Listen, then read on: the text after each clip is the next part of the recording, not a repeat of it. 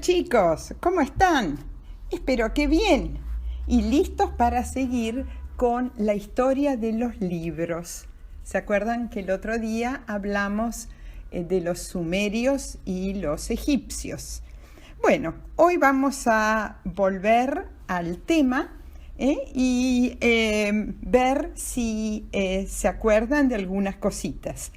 Por ejemplo, ¿se acuerdan que los primeros libros eran muy diferentes a los de ahora? Eran unas tablitas de arcilla, arcilla era como un barro húmedo, donde con una herramienta puntiaguda se dibujaban los símbolos, los dibujitos, y después se las dejaba secar a las tablitas. Eso fue en Sumeria, alrededor de hace 6.000 años. Luego, alrededor de hace 4.400 años, los egipcios inventaron los rollos de papiro. ¿Se acuerdan de un tipo de junco, el papiro, que crece en las orillas del río Nilo? A veces los rollos esos tenían más de 15 metros. Para leerlos se desenrollaban y luego se volvían a enrollar y se guardaban en tubos de madera.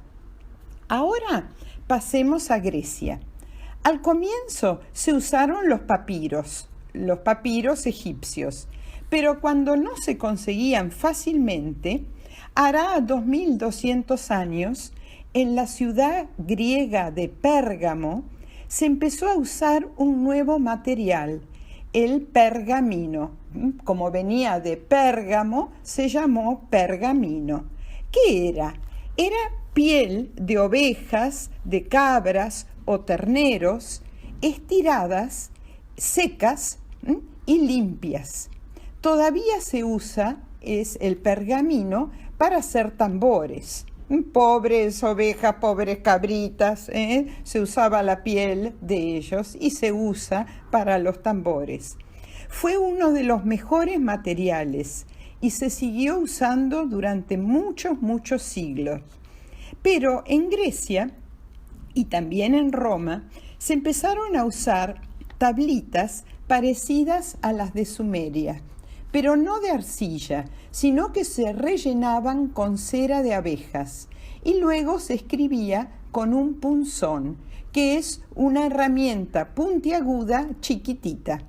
Los chicos romanos iban al colegio con estas tablitas unidas por una cuerda. Era entonces como un cuaderno de hasta 6 o 7 hojas de tablitas de madera rellenas con cera de abejas unidas por cuerditas. Cuando los chicos querían borrar o volver a escribir, la otra punta del punzón era redondeada y con ella alisaban la cera y volvían a escribir.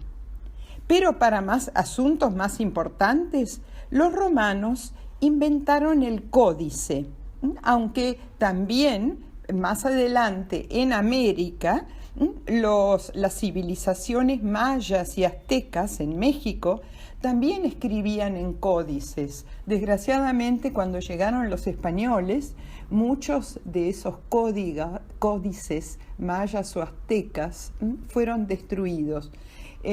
Por ahí a propósito o por ahí porque ni sabían de qué eran o qué había escrito allí, ¿no? Pero, ¿qué eran los códices? Eran parecidos a nuestros libros, tapas de madera, hojas de papiro o pergamino, con números de hojas. Ya tenían el numerito en las hojas y el índice. El índice es la lista de qué textos contiene el libro. Pero eran manuscritos, por supuesto.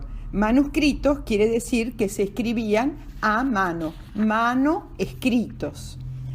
Mientras en el Medio Oriente, ellos seguían escribiendo en rollos de papiro. Ahora, en la época medieval, o sea, mucho más cerca que nosotros, más o menos hace 1.500 años a 500 años, Los monjes, ¿qué son los monjes? Eran personas consagradas a Dios, como parecidos a sacerdotes. Los monjes en los monasterios eran los que copiaban los libros, los textos. Eran monjes cristianos. ¿Los textos cuáles eran? La Biblia, los cuentos, las historias, y los copiaban en los códices, que eran de pergamino, o sea, de piel de cordero, de cabra, que se cosían a mano.